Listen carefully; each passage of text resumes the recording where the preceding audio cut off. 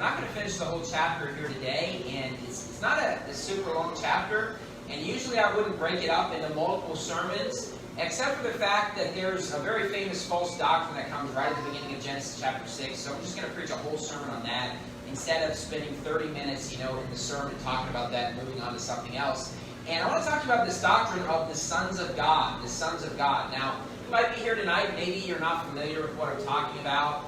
And if you're not familiar with what I'm talking about, you're probably like, wow, this is crazy. It's like Spider-Man or Batman. It sounds like some sort of movie or something. But there's a teaching out there from a lot of people, especially dispensational teachers. And what they'll teach is that in the Old Testament, what a son of God was not a saved person. But a son of God was a fallen angel. And these fallen angels basically seduced women, and they had children that became giants, like 500 feet tall. And then God flooded the earth because there's all these 500-foot tall people. Right? Now, if you've never heard that before, you're like, what in the world are you talking about? That sounds crazy, but that is what dispensational teachers believe. And it kind of adds on to what I said several weeks ago with Genesis chapter 3. When I talked about Cain, how many people actually think that Satan actually slept with Eve and had the child Cain, so that was the seed of the devil. And then there's the other seed, and then Cain killed the seed of man, and then it's kind of an attachment to that, because they'll say, well, Satan was a fallen angel, and then they just followed Satan. So this is a pretty crazy teaching, but let me just be very clear and show you throughout the Bible that sons of God are saved people. The same from Genesis to Revelation, a son of God is somebody who is saved. Now, obviously, when we say a son of God, implied in that is also a daughter of God. Obviously, you talk about man sometimes represents mankind. Well, the Bible's saying the son of God is referring to, saved people, whether men or women. Specifically in Genesis 6, it is referring to men, because it's talking about them marrying women. But in general, when you see sons of God in the Bible, that could be, all men or, basically one man. Daughters of God, it would be included in that. Go to John 1. John 1. Let me just show you in the Bible that a son of God is somebody who's saved, and it's very clear. Now, people will say, well, Brother Stuckey, you can't go to John chapter 1 to prove your point, because everybody agrees that sons of God are saved people in the New Testament. They'll say, but in the Old Testament, before the book of Matthew, from Genesis to Malachi, a son of God was a fallen angel. Well, hold on a second. John chapter 1 is Old Testament. You say, how's that Old Testament? Because Jesus didn't rise again yet. Right? I mean, if there would be some sort of switch with what this is, wouldn't it make sense that the switch would be after the resurrection? Because you're still living under the old covenant before the time that Jesus actually rose again. So it doesn't really make sense to say, well, because people try to go to these verses like John 1 and John 3, and these dispensational teachers will say, well, that yes, it's teaching by faith alone, but it's like a forerunner to the future. Crazy teachings that dispensationalists have. Salvation's always been the same, though. Okay? But here in John 1, John 3, this is still before Jesus Christ rose again. So if salvation was works in the Old Testament, it would still be works in John 1. But it's by faith alone in John 1. It's by faith alone in John 3, because it's always been faith alone. And in John 1, notice what it says in verse 12. But as many as received him, to them gave he power to become the sons of God, even to them that believe in his name. So what is a son of God according to John 1 verse 12? It's somebody who believed on his name. If you're saved here today, you are a son of God. That's what the Bible teaches. A son of God is someone who's believed on his name. Now notice, it doesn't say that's repented of their sins. It doesn't say that goes to church. It says that believes on his name. Right? Now go to John 3. John 3. John 3. And so what the Bible teaches when it comes to being a son of God is you must become a son of God. Okay? Right? You're born into God's family. So if somebody believes a fallen angel is a son of God, it's like, well, were they just born a son of God? Is I guess what they're trying to say. Because when it comes to being a son of God, the Bible says you have to be born into the family. Okay? Here, what we saw in John 1 is you received Jesus Christ. That's how you're born. But in John 3, notice what it says in verse 3. Jesus answered and said unto him, Verily, verily, I say unto thee, except a man be born again. Obviously, this is referring to the spiritual birth. He cannot see the kingdom of God. Nicodemus saith unto him, How can a man be born when he is old? Can he enter the second time into his mother's womb and be born? So Nicodemus is confused about what Jesus is talking about when he says, ye must be born again. Right? We have that song in the hymnal where it says, ye must be born again is the name of the song. But what Jesus is telling Nicodemus is you have to be born again in order to go to heaven. And Nicodemus is confused because he's saying, I was already physically born. I've got to go back into my mom's womb and be born again. That only happens one time. Verse 5, Jesus answered, verily, verily, I say unto thee, except a man be born of water and of the Spirit, he cannot enter into the kingdom of God. That which is born of the flesh is flesh, and that which is born of the Spirit is spirit. Now, I'm not trying to go on a rabbit trail about baptism here today, but Nicodemus is confused about the physical versus spiritual birth. So Jesus explains that you as a man need to be born of water, that's the physical birth, and of the Spirit, that's the spiritual birth. He's not saying baptism when he says water, because verse 6 clarifies it. That which is born of the flesh is flesh. That's being born of water, and that which is born of the Spirit is spirit. That's born of the Spirit. You say, why would we physically being born be the born of water? Well, one of the big things that happens when a woman's having a child is, the water breaks. That's kind of a key moment. And so it mentions born of water. It's using an illustration that we can understand. Okay? Now notice what it says, though, in verse 7. Marvel not that I said unto thee, ye must be born again. He's saying, why are you marveling? Why are you amazed? Why are you surprised? Why are you confused that I'm telling you that ye must be born again? He's saying you shouldn't be confused about this. Because it's not some new thing that Jesus is bringing to the table. Okay? Because if sons of God in the Old Testament are fallen angels, then this is something brand new, and you'd expect Nicodemus to be confused. Right? You'd expect him to think, I've got to become a fallen angel? Right? It's like he says he must be born again. He's like, don't marvel. Don't be amazed. Don't be surprised. The wind bloweth where it listeth, and now here's the sound thereof, but canst not tell whence it cometh and whither it goeth. So is everyone that is born of the Spirit. Nicodemus answered and said unto him, how can these things be? He's like, it doesn't make sense. How can this possibly be that you have to be born again? I don't get it. Jesus answered and said unto him, art thou a master of Israel, and knowest not these things? Now look, the religious leaders that are here in the Gospels, what were they primarily studying? The Old Testament Scriptures, right? And Jesus is saying, you're a master of Israel, you're an expert on the Old Testament, you know all of this, and you don't realize that you need to be born again? What does that teach you? Being born again was not just some new thing in the book of John. It was throughout the entire Bible. It's always the way it's been. You say, why? Because there were sons of God in the Old Testament. There's sons of God in the New Testament. Nothing's changed. Nothing's different. It's by believing on Jesus Christ. The only difference is, in the Old Testament, they looked forward to the coming Messiah. They didn't know his name before he was here, but they looked forward to someone who would come and die and pay for their sins. We, on the other hand, at this point, look back. And of course, if you're alive during this moment, it's like, well, you got to believe on me. Jesus would say sometimes. But he's saying, you shouldn't be shocked at this concept of being born again, because it's not a new concept. Okay? And look, being born again, that is what makes you a child of God. Whosoever believeth in him should not perish, but have everlasting life. Everlasting life is a spiritual birth. When you receive everlasting life, that is your spiritual birthday. That is when you're born again. That is when you become a child of God. And it's in the same chapter it talks about being born again. That is how you become a son of God or a daughter of God. That is how you become a child of God. Okay? Go to Hebrews 1.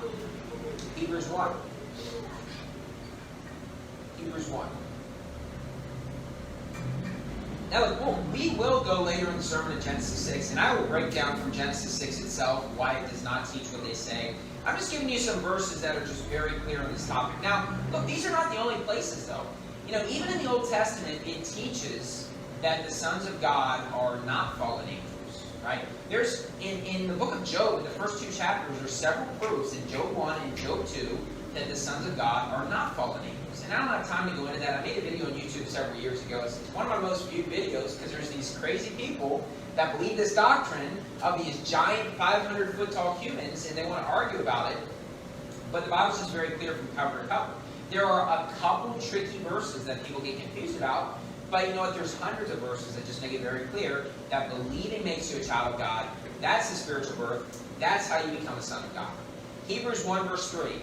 Who being the brightness of his glory and the express image of his person, and upholding all things by the word of his power. When he had by himself purged our sins, sat down on the right hand of the majesty on high, being made so much better than the angels, as he hath by inheritance obtained a more excellent name than they. So Jesus is better than the angels, okay? Verse 5, for unto which of the angels said he at any time, thou art my son? This day have I begotten thee. See, he says here, you know what, Jesus is so much better than the angels. Why is that? Because when were the angels ever called sons of God? He says, when did I ever tell an angel, thou art my son? What he's saying is, I never called an angel my son. Because he never told them, this day have I begotten thee. Right? Being begotten is a term for the birth that takes place. Right? You see these genealogies in the Bible. He begat so-and-so, begat. And here what he's saying is, angels never were born into my family. They never became my child. To which of the angels said he at any time, thou art my son? What he's saying is, Jesus is better than the angels, and the angels were never a son of God. He never said, thou art my son. It's not that, well, you know what, they were my children, and then they strayed, and they're no longer my children, they're no longer called sons of God. They were never called sons of God. Now look, let's say for a second that angels were called sons of God. Let's just say that they were. Wouldn't it make sense that non-fallen angels would be the one called sons of God, not the fallen angels? Right? It's like, why would that term be for fallen angels or sons of God? It doesn't make any sense. But what he says is, unto which of the angels said he at any time, thou art my son? He never called angels sons of God, because angels are not sons of God. And again, I will be to him a father, and he shall be to me a son. He never said that angels are sons of God. He never said, you know, you're my son, and I'm your father. An angelic being is not a son of God. Go to 1 Peter 1. 1 Peter 1. 1 Peter 1.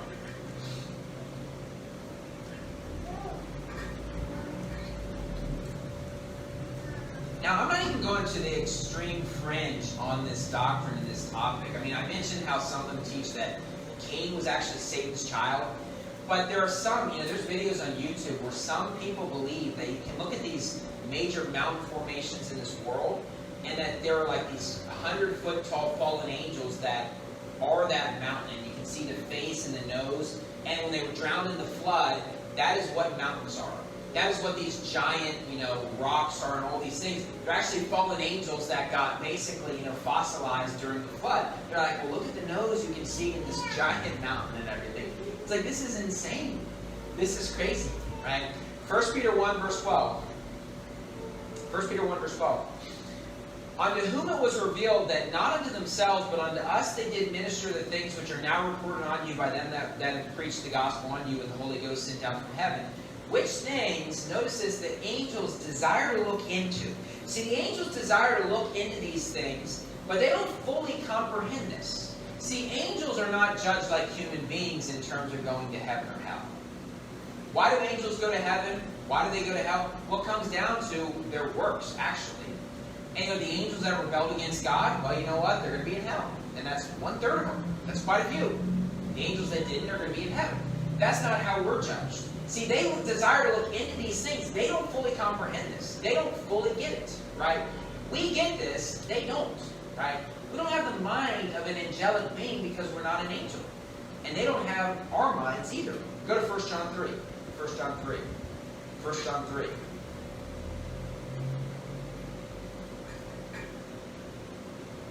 And I'll show you one more verse before we go back to the book of Genesis. But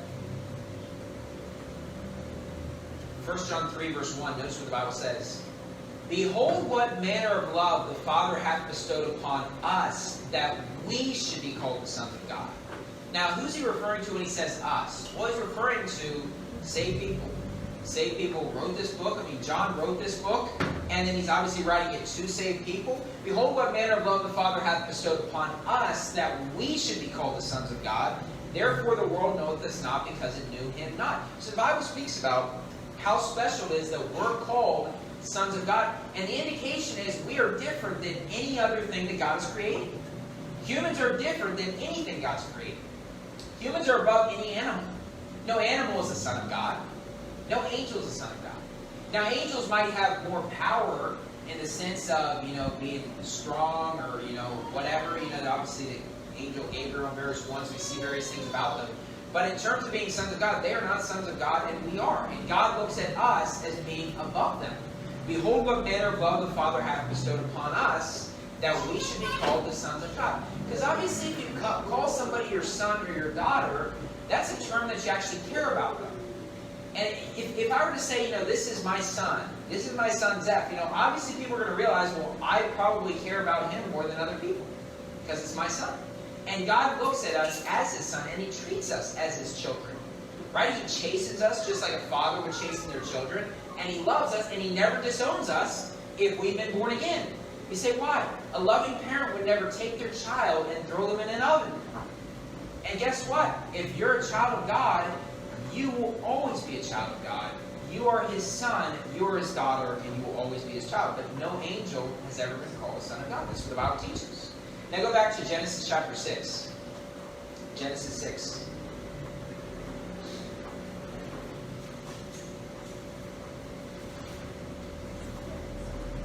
And let me just go through these first several verses. We'll explain what's taking place here in Genesis chapter 6. And it should make perfect sense here. It's not that complicated.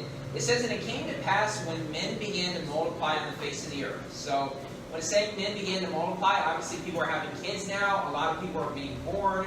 Remember we talked about how it would increase the rate of pregnancy and having birth, like I mentioned in an earlier chapter we talked about. And he says men began to multiply on the face of the earth. Okay, so men are being born. The world is getting filled up. And it says, and daughters were born unto them. So doesn't it make sense that as more people are coming, you're going to have, you're going to have more sons, more men. You're also going to have more women. So obviously, men and women are being born. Obviously, roughly, it's about 50-50 when it comes to births of men and women. It's not quite exactly like that, but it's basically 50-50. A child's born, 50% chance a male, 50% chance a female, right?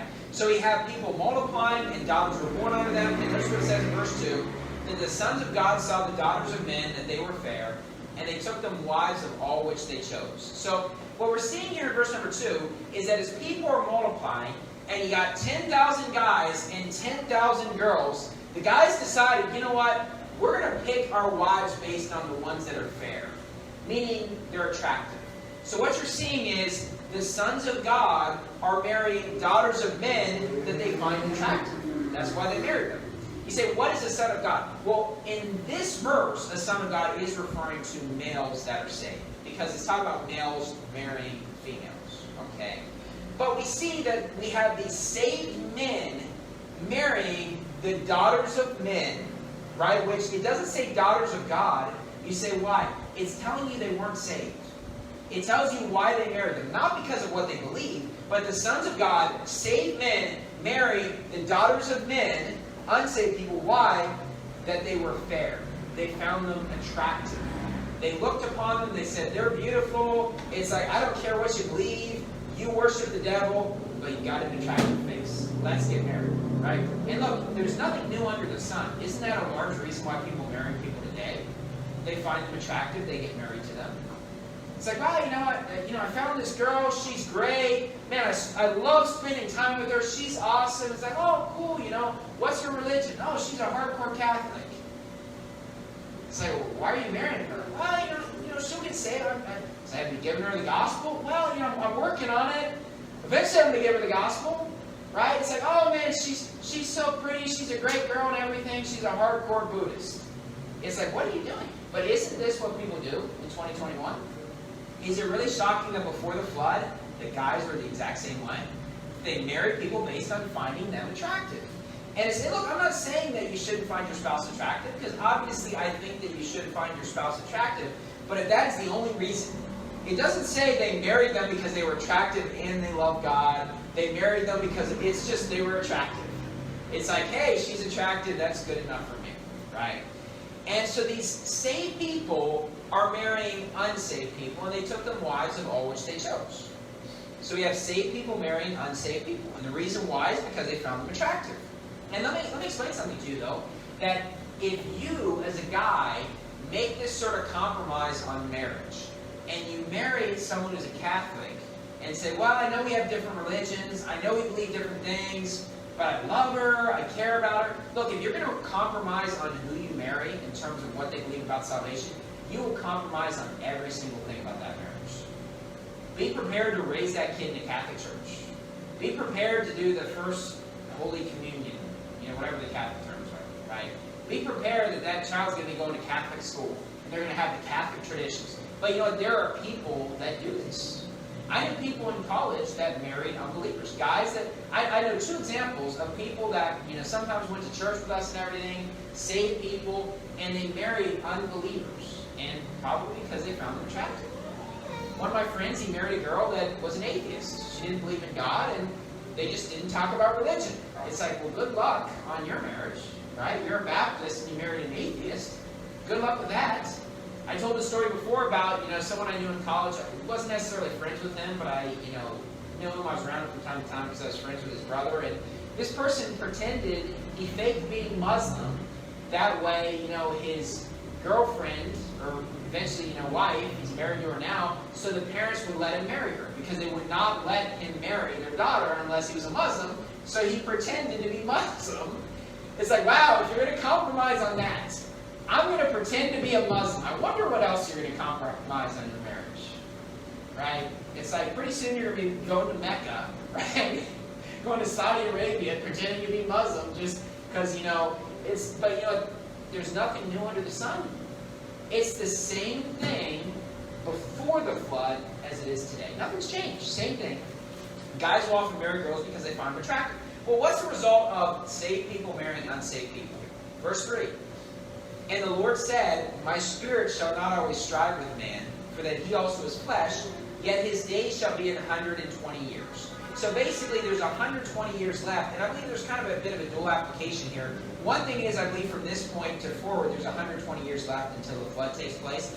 But you also see that in today's world, pretty much the peak people really live is to be 120. So the ages would slowly go down, and now if somebody lives above 110, it's very rare, right? So I believe it has a dual application there. But one of them is the fact that the flood's going to be coming in 120 years. Now, why would God do this? Because if all the saved people are marrying unsaved people, nobody's going to serve God. Look, the only way you're going to serve God is if you marry somebody of like faith and you serve God together.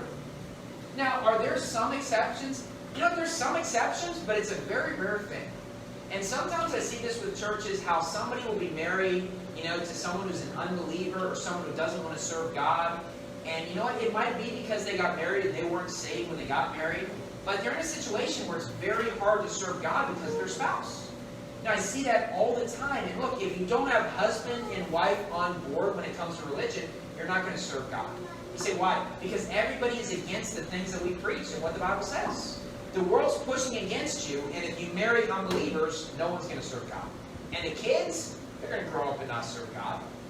Now, look, there's rare exceptions here and there, but by and large, unless husband and wife are on board with serving God, it's just not going to happen. And the kids certainly aren't going to serve God, right? So, basically, he says you have 120 years left. God is very angry, okay? Now, let me give you real quickly, well, not real quickly, we'll go through this. We still got several pages, but 4 reasons why people are wrong when they say that the sons of God are fallen angels. Okay? And let me just say this, I haven't specifically asked every single person in this room what you believe, but I'll confess my faults one to another. I used to believe the sons of God were fallen angels. You say, well, how could you believe this, Brother Stuckey? Because that's what I heard preached. You tend to believe what you hear. You tend to, when I was newly saved in the first several years, I just assumed, well, of course my Baptist pastor's right about it. Right? Because it's like he's read the Bible more than me. I'm sure he knows his Bible. I'm just kind of new at this, so I just kind of trusted what I heard. And isn't this what people do in all areas? Not just with the religion, but they just always assume, well, they must know more than me because they're the one telling me about it. And yet, that's not always the case. Okay? We need to read the Bibles for ourselves, but I'm just admitting, I used to believe that the sons of God were fallen angels. Well, let me give you one reason why this is wrong. Number one is this. When people tell you this story that the sons of God mated with the women and they had these children, what they do not tell you is the fact that they didn't just fornicate, they got married.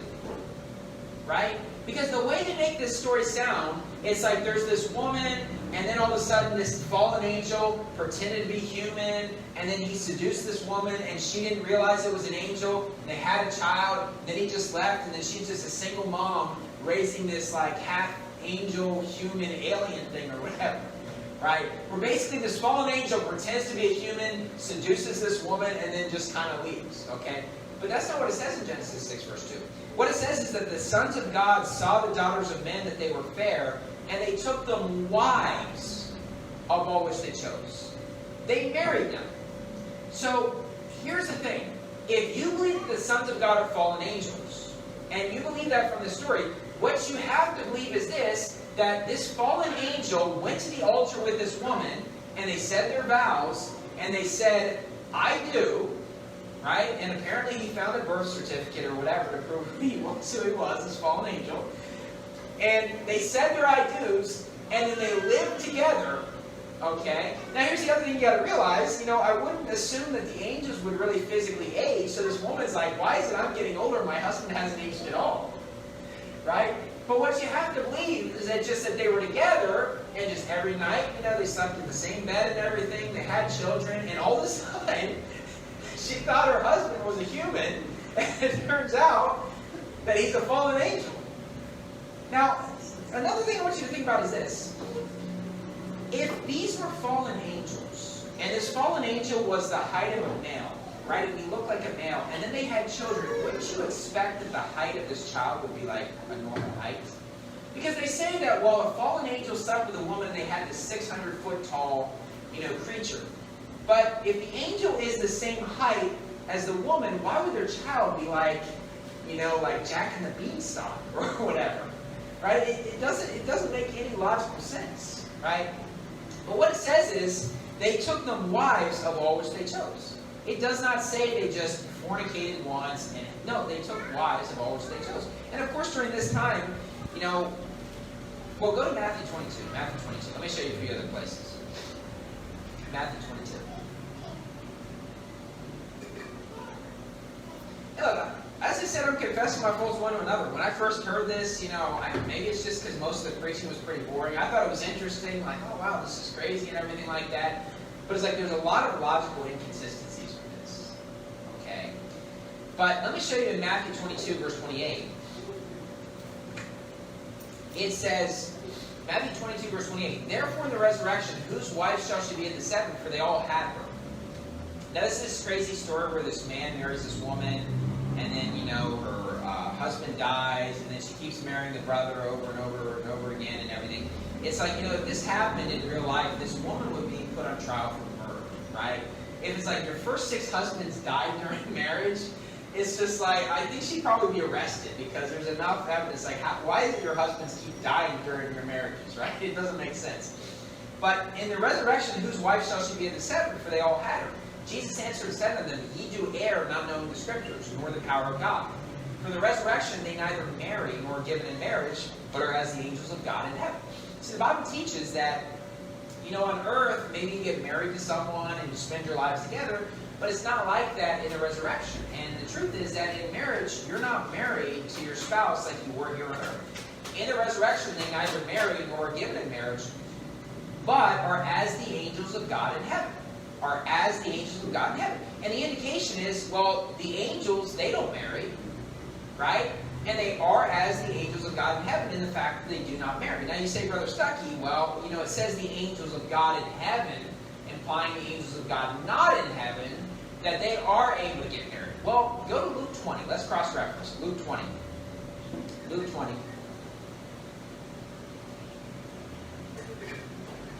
Luke 20. Verse 33. Luke 20, verse 33.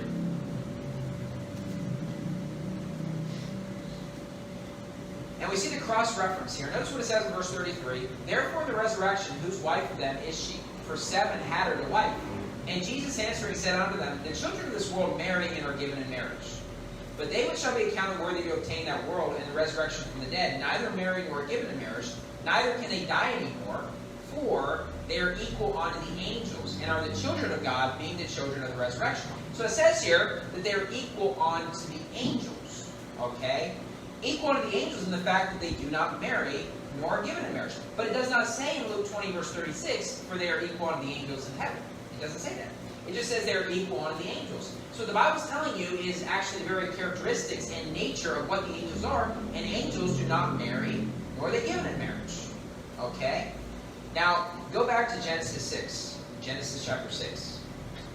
Genesis chapter 6. So one problem with the science fiction movie that they're making is that, in the Bible, it doesn't say they just fornicated. It says they actually got married. So if you believe that, then what you believe is that a fallen angel and a woman just lived together for 900 years. And once again, the angel's not going to be aging from day to day, right? And then, in over 900 years, the wife never figured it out, right? She was just clueless the entire time. And so the angel, literally just decided, well, I'll just be a human for 900 years. You don't really see the angels doing that in the Bible. They come and appear at times, and they look human to people. But it's you never see them just appearing for 900 years and just, But what people believe that believe in dispensationalism, they believe the flood took place because of the fact there was a mixed, bloodline of angels and humans, and the whole bloodline was destroyed, and God said, I've got to start over, because there's all these half angels and half humans walking around, because all these fallen angels are just sleeping with all these women. It's crazy, right? Reason number 2, though, this doesn't make any sense, is this, because here's the thing, giants existed before that the sons of God married the daughters of men. Giants exist before, because their whole argument is found in verse 4, where it says there were giants. And they say, well, see, if there's giants, then, obviously it must be that a fallen angel slept with a woman, and then all of a sudden there's these 600-foot tall creatures that are now the mountains, right? All these mountains that are here, right? That's actually a fallen angel that got wiped out in the flood, right? It says there were giants in the earth in those days, and also after that, when the sons of God came in unto the daughters of men. See, notice what it says. There were giants in the earth in those days, and also after that, when the sons of God came in unto the daughters of men. See, earlier it talked about the sons of God marrying the daughters of men because they were fair. Now it's giving you more information about it, and it's saying there were giants before that took place, and there were giants after it took place. So before the sons of God were marrying the daughters of men, there were already giants. It's not that once they got married, there's giants. No, there were giants in the earth in those days, and also after that, when the sons of God came unto the daughters of men. So before the sons of God and the daughters of men were together, there was already giants. You say, Brother Stuckey, how could this be? Because the giants weren't 500 feet tall. They were just tall people. Right? I get it. We grew up watching Disney or whatever movies, and you see a giant, and you think of a giant as being like, whoa, right? But when the Bible's saying a giant, it's talking about Shaquille O'Neal. It's talking about professional basketball players that are a foot taller than us. It's talking about Kai Soto, right? He's like a 7'4" Filipino basketball player. It's that's a giant. It's the sort of person that if you're walking in public, everybody would just stop and be like, whoa, right? It's not saying they have to be 700 feet tall to be a giant. It's just saying they're a lot taller than the average person. And look, when it talks about Goliath being a giant in the Bible, he wasn't 250 feet tall. He was just pretty tall. He's a lot bigger than David. Right? Now here's the thing you have to understand when if you think about this from a math perspective, okay? Because if you ever notice the weights of basketball players, they are very heavy. Somebody who's 7 feet is usually 300 pounds, which in kilos is what, 140 kilos or 130? I mean, pretty heavy, right? And you think, how could they be that much heavier? Well, because we're three-dimensional. So basically, it's not just, if somebody's twice as tall as you, they will not weigh twice as much. They would weigh 8 times as much in general. Because twice as tall, twice as wide, so it's 2 times 2 times 2. So if somebody is a foot taller than me, I'm probably going to weigh twice as much, even though they're only a foot taller, because they've got extra dimensions. You've got to multiply those numbers. So if it's like 1.2, it's 1.2 times 1.2 times 1.2, which is 1.768. Okay, I try to work math in as much as I can in sermons. I don't want to lose that skill, right? But basically, here's the thing. What I'm saying is this. If Goliath was 1.5 feet taller than David, or 2 feet taller, let's say, to here versus him, he is going to be so much bigger than him, because it's not just his height, but he's going to be a lot wider, he's going to be a lot thicker, his legs are going to be a lot bigger, so his weight is going to be like, 6 times as much or something, right? And so if somebody is a little bit taller, they're going to weigh a lot more than you. Like Shaquille O'Neal weighed like 350 pounds when he played or something like that. I mean, that's huge. That's like almost 150 kilos. It's like, what in the world? It's like, it's twice, more than twice what I weigh, I think. And so how is that possible? Because he's only a little bit more than a foot taller than me, but then that makes you bigger in all areas. And so, look, there were giants in the earth in those days. It does not say that they're 100 feet tall. It's not like some movie growing up. Those are fairy tales. This is what Mga Kwento Pambata, right? It's just like they've been watching too many children's fairy tales. When it says a giant, they're just talking about throughout the Bible someone who's pretty tall, someone who's 7 feet, someone who's 8 feet, right? It says there were giants in the earth in those days, and also after that, when the sons of God came in on the daughters of men, and they bare children to them. So there's giants, sons of God marry daughters of men, then there's children. The same became mighty men which were of old, men of renown. So there are giants in the earth in those days and also after that. And throughout the Bible there's giants. There are still giants today. There have always been people that are very tall. There are people that are tall. And look, some countries people are taller than other countries. In the United States, I am average height. Half of guys are taller than me, half are shorter. Here in the Philippines, I'm taller than most guys because people are a little bit taller in general in the U.S. versus the Philippines. Some countries, people are a little bit taller, a little bit shorter, and within those countries, sometimes there's tall people, right? And so there's people in this world that have been 8 foot before. It's pretty tall. It's huge. What is that? It's called a giant. They found fossils of people that are around 9 feet tall. They haven't found fossils of people 900 feet tall. They found fossils of people 9 feet tall. Okay? And so there were giants in the earth in those days and also after that, when the sons of God came unto the daughters of men, and they bare children to them. The same became mighty men which were of old, men of renown. Now people say, well, wait a minute, Brother Stuckey. It says mighty men. And it says men of renown. So that's saying that they're like mighty men, like 500 feet tall. Well, hold on a second. If you look up mighty men throughout the Bible, and if you look up men of renown throughout the Bible, you're not going to be confused about this. Mighty man is someone who's a powerful man. Okay? And oftentimes it's linked towards not necessarily your physical strength, but your position of influence. Like a politician would be a mighty man because they have real power. Men of renown, meaning men of respect. People look up to them. Let me give you examples of this. Numbers 16. Go to Numbers 16. Numbers chapter 16. I'll give you one example of mighty men in the Bible, one example of men of renown. I want to just prove this to you. Numbers 16. Numbers 16.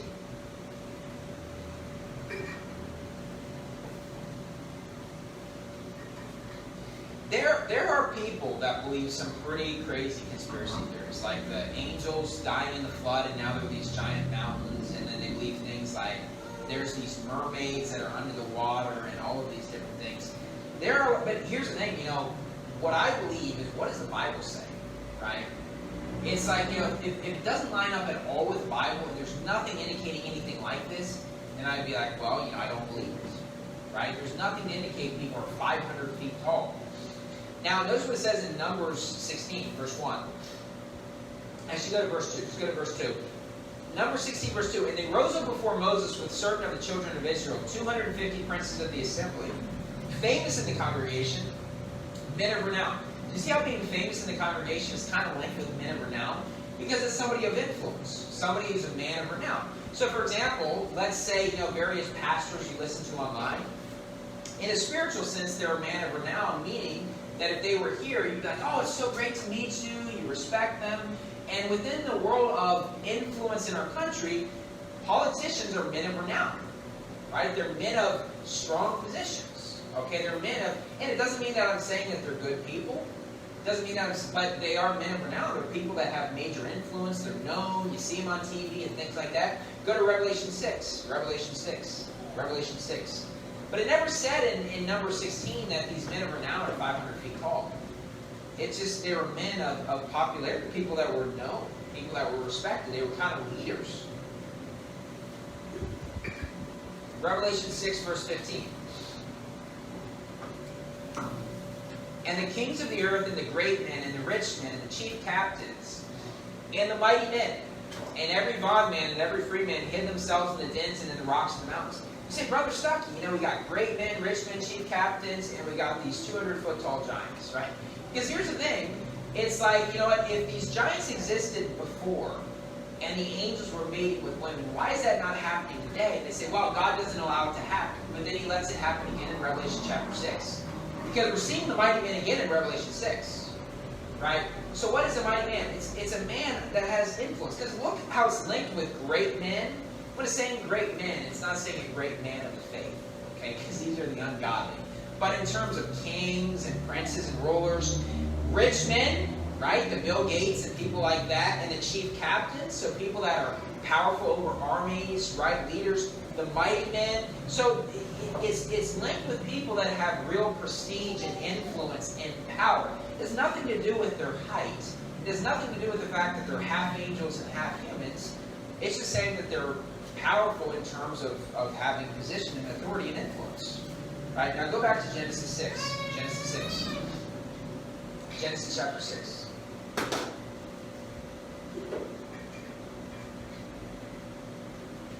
Like for example, you would say the Pope is a man of renown and a mighty man.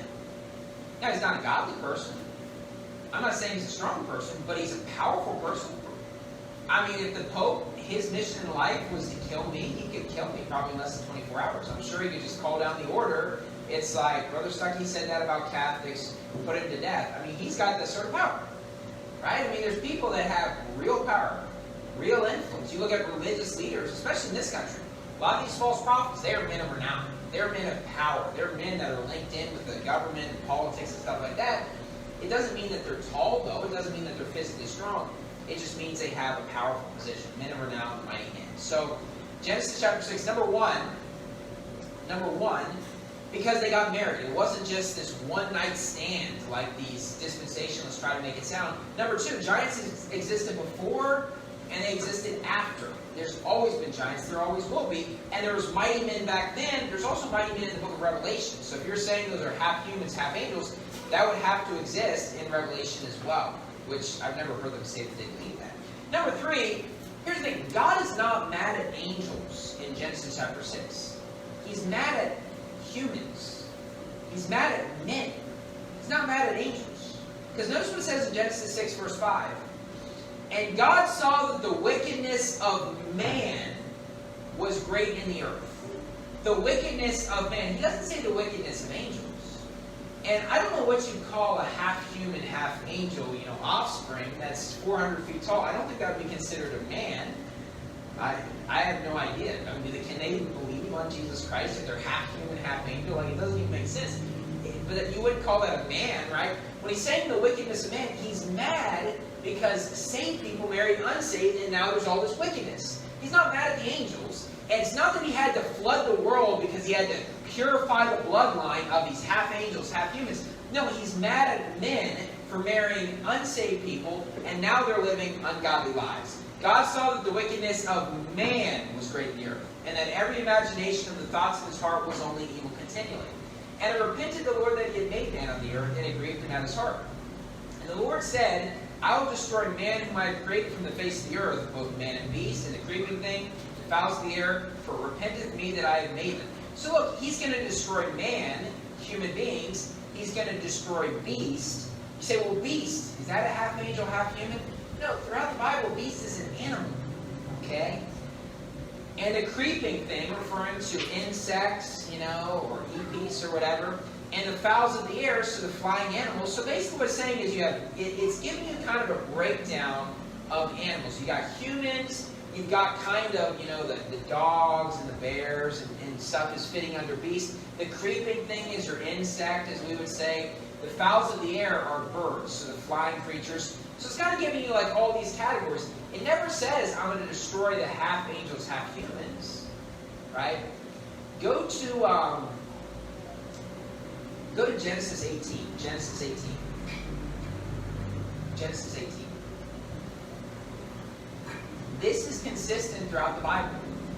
Why did God destroy Nineveh? Because men were wicked. Men, when I say men, I'm referring to men and women. People were wicked. Why is God going to bring about the end times? God's going to bring about the end times because man gets too wicked. That's the reason why it's going to take place. Now, of course, we're seeing events taking place in the world that make you feel like you're closer to the end times, and I get that, and I'm not denying that.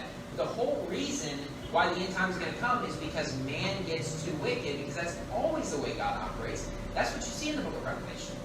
Now, you're going to see these things merge together. You're going to see governments take power and these sorts of things. But it's because man becomes wicked, and God says, I'm destroying man. That's what he did before the flood. That's what he's going to do in Revelation. That's what he did with Nineveh. That's what he does in Genesis 18, where he talks about Sodom and Gomorrah. Verse 20. Genesis 18, verse 20. And the Lord said, because the cry of Sodom and Gomorrah is great, because their sin is very grievous, I will go down now and see whether they have all done altogether to the cry of it, which has come unto me, and if not, I will know. And the men turned their faces from thence and went toward Sodom, but Abraham stood yet before the Lord. So basically, God says, well, I want to see what Sodom and Gomorrah is like, and if it's as wicked as I think, I'm going to destroy it, because their sin is very grievous. Sodom and Gomorrah was destroyed because man was very sinful. It's consistent. If you're going to say that God flooded the earth because of the blood, that doesn't fit with the rest of the Bible. It's a puzzle piece that does not fit in the puzzle of the Bible, right? That's more like the Book of Mormon or something. I don't know, right? Or the Apocrypha. But it's just like, God always destroys the world when humans get too wicked, and he says, you know what, I'm going to start over. Humans are too wicked. I'm going to start from scratch, okay? Now, go to Jude chapter 1, and we're going to close out. Jude chapter 1.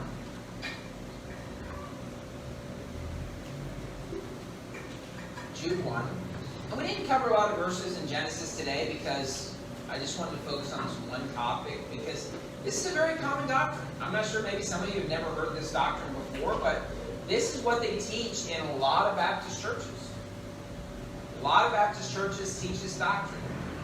Okay, and it's really linked with the dispensational teachers, that they believe that fallen angels mated with women, they had children, and God had to flood the earth.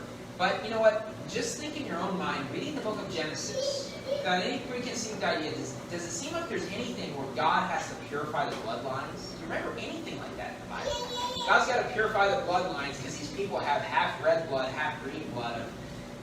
There's nothing like that in the Bible, okay? So number one, why this doesn't make sense is because it wasn't just this one-night stand as they try to make it sound like. They were married. So if you believe that the fallen angels slept with these women, they were together for 800 years, holding hands, going on a walk on the beach together. They're going on a walk on the beach together, and the child's like, 600 feet tall. The other thing is this, and some of this is hypothetical because I haven't heard all these questions answered, but, obviously, the bigger the baby can be very dangerous on the mom. If the baby's too big, you have to have a C-section, right? I'm assuming if you got these creatures that end up being 500 feet tall, you're probably talking about a 50-kilo baby, right? That's going to be pretty hard on the mom to deliver a 50-kilo baby, okay? So it's just like there are a lot of logical inconsistencies here. It just does not make any sense when you break it down, okay? Number two, giants existed before and they've always existed. There's always been tall people. Number three, God is angry at men, not at angels. And number four, here's the thing, why would you not see this happening anymore if it happened before the flood? It does not make any sense. For one, I showed you Revelation where it talked about mighty men still exist. So if you're saying mighty men are these really tall creatures, then why wouldn't that be a really tall creature in Revelation? But in Jude 1, I want you to notice something. Notice what it says in verse 6. And the angels which kept not their first estate, but left their own habitation, he hath preserved in everlasting chains under darkness unto the judgment of the great day. So Jude 1 verse 6, the angels that chose to leave and follow the devil, it says they're reserved in everlasting chains. When it says reserved in everlasting chains, it's kind of like having a reservation at a restaurant. A reservation is a future event. So it's not saying that they were thrown in hell already. It's saying that they have a reservation for hell. Okay? And so these creatures are still here. The angels that went with the devil, they're still around. People get demon-possessed in 2021. A lot of people seem to have this idea, well, people got demon-possessed in the Bible. Once the Bible was finished, nobody ever got demon-possessed anymore. Happens all the time. Religions around the world. Right? I mean, and nowadays it's in Christianity, in the Pentecostal churches, but people get possessed. You know, in the streets sometimes, you see people that are insane. They're out of their minds. People that are possessed, because there's a lot of fallen angels. And they're still around today. Okay? They have a reservation, but they're not in hell yet. Okay? Verse 7. Even as Sodom and Gomorrah and the cities about them in like manner, giving themselves over to fornication and going after strange flesh, are set forth for an example, suffering the vengeance of eternal fire. Now, this is actually a verse people try to use to prove that the fallen angels were, that the sons of God were fallen angels, because they say, well, you know, in verse 7 it talks about, you know, sexual perversion, so verse 6 is about sexual perversion. Well, the Bible doesn't say verse 6 is about sexual perversion. Well, we can make the comparison, in the link between verse 6 and 7 is not sexual perversion. The link is the fact that in verse 6 it says these angels, these fallen angels, have a reservation for hell. They cannot change that. They're done. They're very similar to a reprobate. Right? When somebody becomes a child of the devil, a reprobate, they're not in hell yet, but they've got a reservation, and that will never change. So the link in verses 6 and 7 is not sexual perversion. What it's saying is basically like a reprobate, having a reservation for hell, because that's what we see in verse 6, that these angels, they have a reservation. It doesn't say that they were committing this sexual perversion. Verse 7 is, yes, about the Sodomites, sexual perversion. They have a reservation for hell where they will go one day, and it won't change. Same thing with the fallen angels. Those that chose to go with the devil, they lost their chance. You know, they are going to, because of their works, those fallen angels will be in hell. They're not there yet. They have a reservation. They still exist today. And if they still exist today, why don't we see 300-foot tall people today? I mean, why don't you see it? Now, here's the thing. I want to be honest with their argument, because actually some of them that are really into conspiracy theories say that we do see them today. They say that if you go to the jungles, and they'll try to pull out GPSs. They say, well, see, it looks like there's this thing, you know, that was walking around. They say that there's 400-foot tall humans walking around in forests that are not very much discovered. And, you know, some of them are hiding in the water in undiscovered areas and stuff like that. So there's the fringe out there, okay? I'm not sure. I haven't heard dispensationalists say that. There are videos on YouTube of people saying that there are 300-foot tall people walking around today, and they claim they're just kind of hiding from humans because they're afraid. It's like, I think you watched too many fairy tales, okay? But in Genesis 6, here's the thing. No one would ever think that these sons of God were this fallen angel doctrine unless they had been taught that. Now, I don't know who originally invented this strange doctrine. You know, maybe they watched a lot of fairy tales or whatever. Maybe they just want to make up something that people found interesting. But you would never read Genesis 6 and say, well, see, man, it looks like there's these 600-foot tall people. It just says the sons of God married the daughters of men. Saved people married unsaved because they were fair. And doesn't that make sense? Because if the angels were trying to destroy the bloodline, it wouldn't matter to them whether the woman was fair or not. Okay? But for humans, yeah, you know, males found women attractive, so they married them. And then the kids don't love God, and then the earth is filled with wickedness. It makes sense, and that's always why God destroys the earth. Let's go to the word of prayer. Dear Heavenly Father, thank you.